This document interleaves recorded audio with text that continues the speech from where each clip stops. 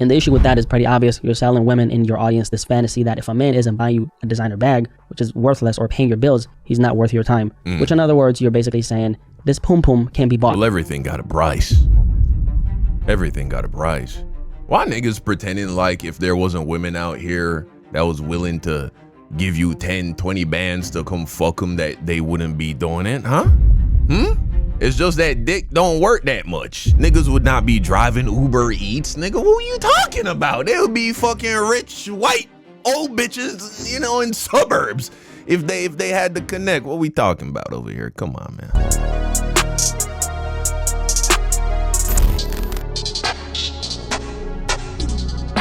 The Saweetie allegations are wild. Video by Blackie speaks. Okay.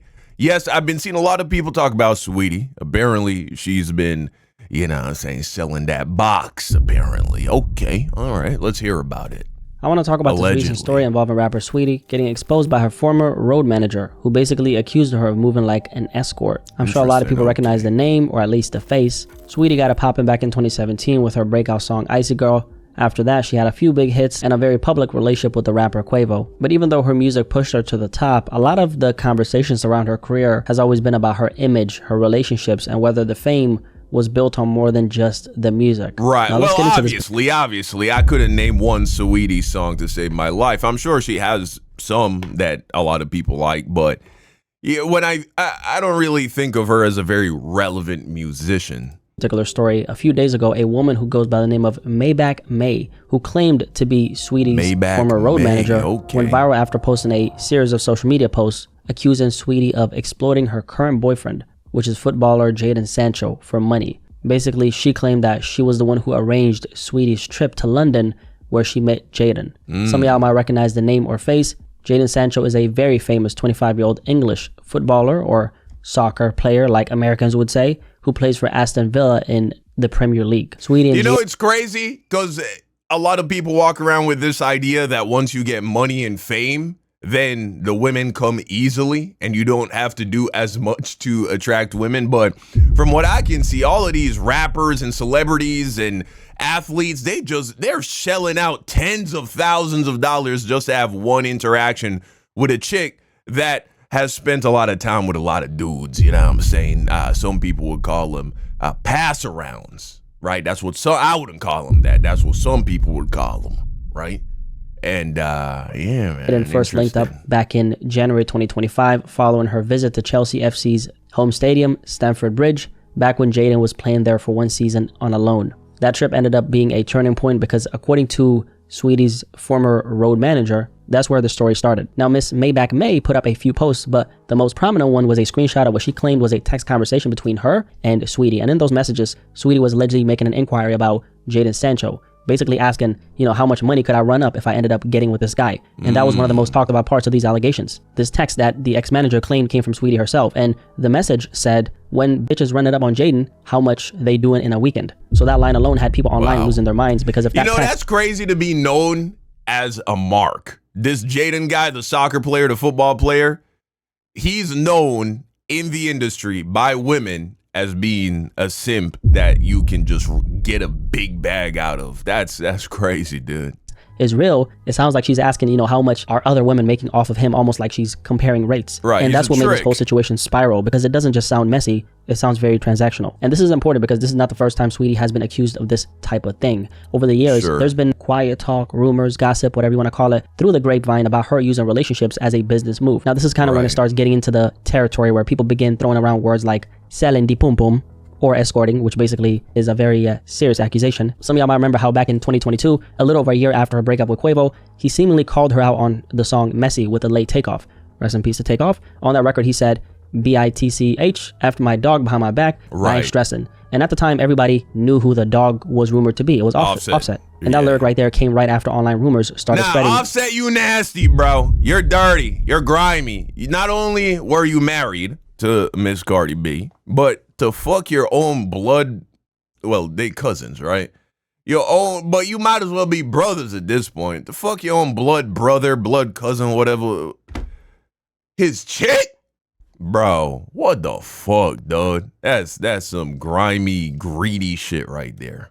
online that Saweetie and Offset had hooked up behind Quavo's back, which allegedly is what started the beef between the two members of the Migos, who are the only two ones left. Saweetie never confirmed it, neither did Offset. However, Offset did years later, recently actually, he denied that. But that moment definitely changed how a lot of people started looking at Saweetie. Right, so now with these new allegations from her former road manager, people are revisiting that old situation, not because the stories are, the same, but because they both paint the picture of how Saweetie moves when it comes to men with status and power, right? Now, her former road manager put up a few other posts, and one of the most notable ones is where she referred to Jadon Sancho as a client. I want to make one thing clear. I booked her for an appearance to visit the Chelsea Stadium and support the soccer team. Instead of paying me, she fell in love with the client and told him not to pay me. I was a road manager with her, getting her deals. I was solid to this girl. She got what she wanted and never paid me. Simple. I want my money.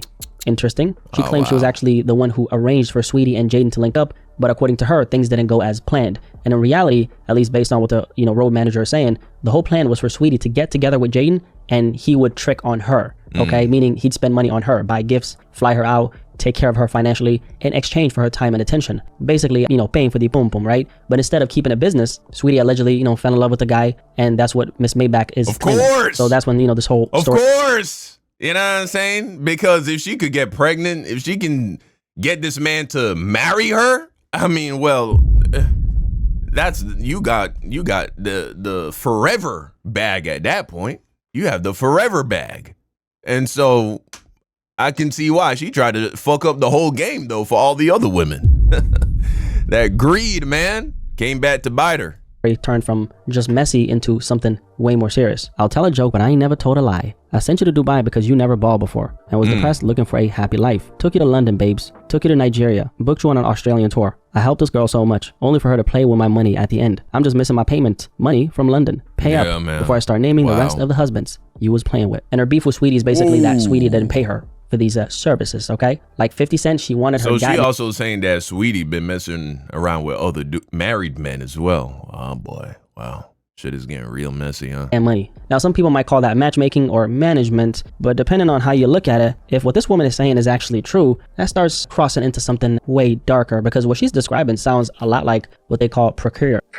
Because what she's describing sounds a lot like procuring, which by definition is when someone arranges or facilitates sexual encounters for money, in illegal terms, that's literally what's known as pimping or being a madame, which falls under sex trafficking laws in the United States and most other countries. Yeah, but you got to think to yourself, who's making up these laws, right? Who just decide, like, why is that illegal? When you really think about it, why is it illegal? Why can't two consenting people, one guy says, hey, I want to pay you, Miss Lady, to come and throw that box on me.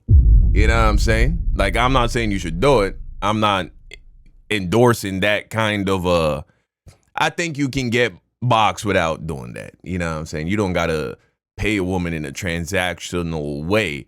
But I don't demonize you if you do, and I don't demonize women if it's like you're two consenting adults. This is your money. This is your box. You want to trade like it's fucking school lunch at middle school. Why should I give a fuck what y'all doing in the privacy of your homes as consenting adults? That don't, you know what I'm saying? So I'm not going to demonize her like she's doing some evil for that shit, right?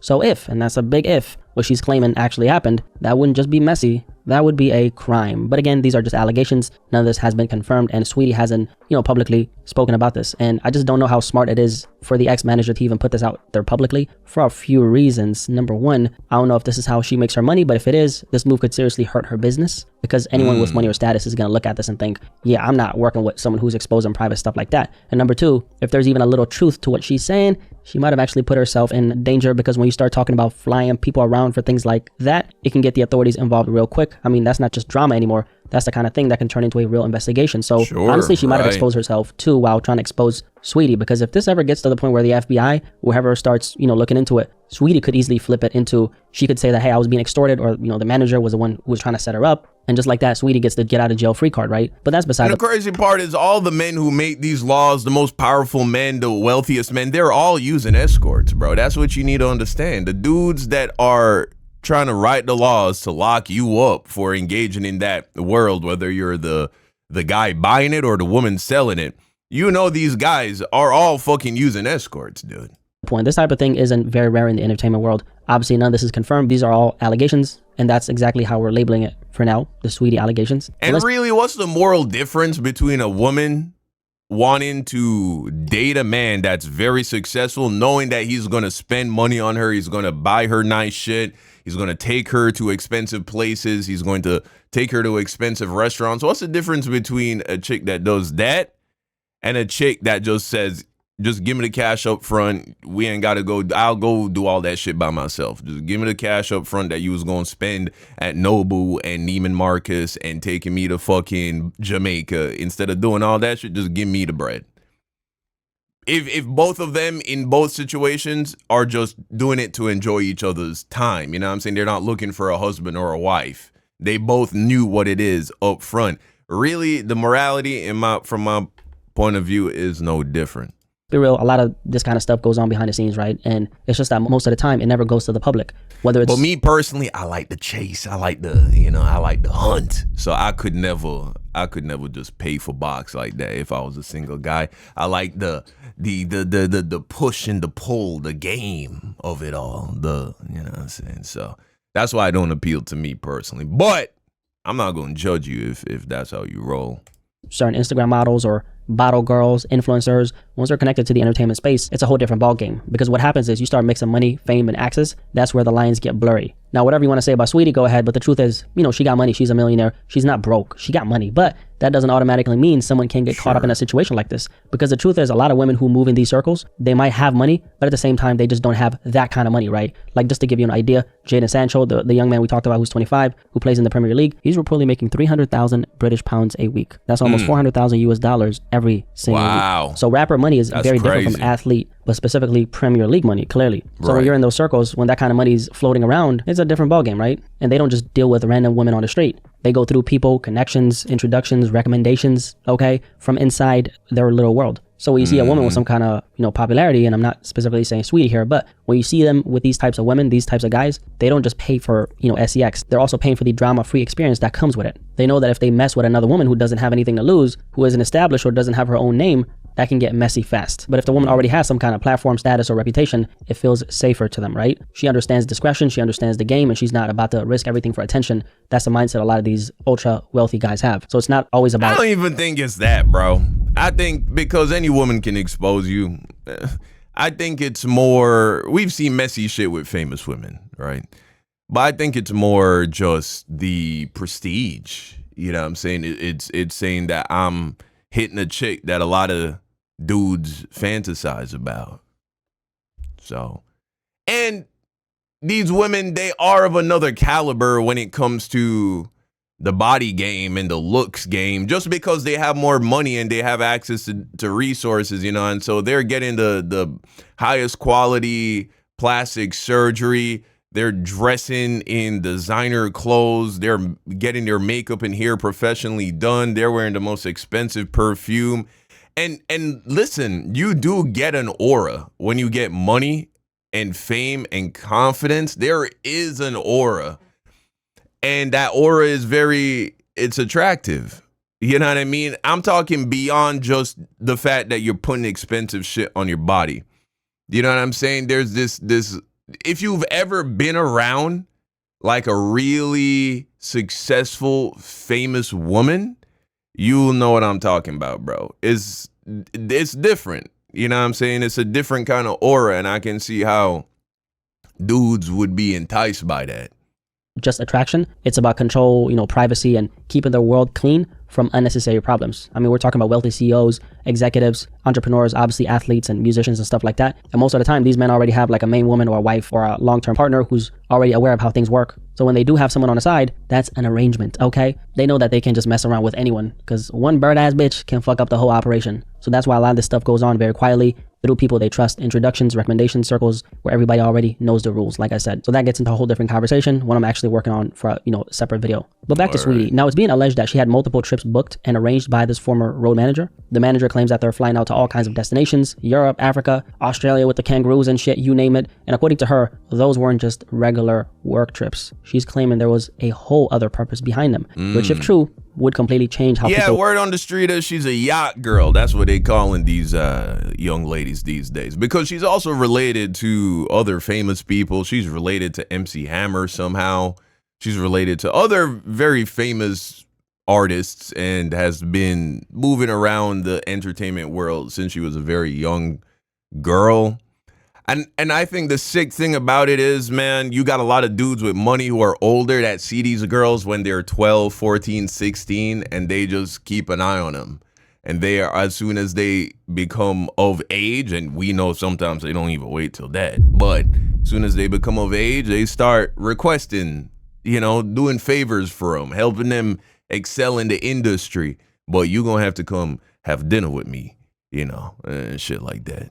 Look at Saweetie's public image, because even though these kinds of rumors have been echoing around the industry for years, Saweetie's always tried to play on a certain image, which is like the classy, feminine, and business savvy look, right? Or classy, I would say early on in her career. Later on, she just said fuck it, right? So the Icy Girl brand that she built early on, it was about luxury, confidence, and independence. But at the same time, the way she's moved outside of that brand has often been the complete opposite. Like a few years ago, she went viral due to this Instagram live she put up where she was telling women, if he's not buying you a Birkin bag or paying your bills, throw that nigga back to the streets. God if he's not getting you a Birkin, if you're not paying for your bills, then throw that nigga back to the streets. Who the fuck, Saweetie, think listening to her music? Birkin? You know how much for a Birkin bag? Nah, man, who the fuck, who she think her audience is? Bruh.